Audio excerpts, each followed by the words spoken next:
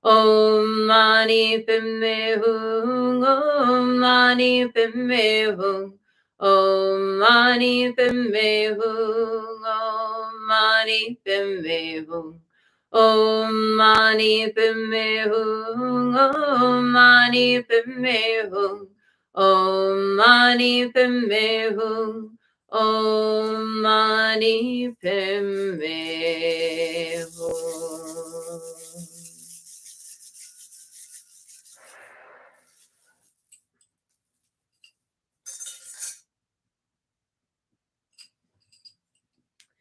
And let's give thanks for our teachers. May all of my blessed teachers enjoy long, happy, healthy, productive lives and great support for their good works. May all beings benefit from their wisdom. May they enjoy a swift and happy rebirth. And long life prayer for Lama Dechen Yeshe Wangmo. Om Swasti.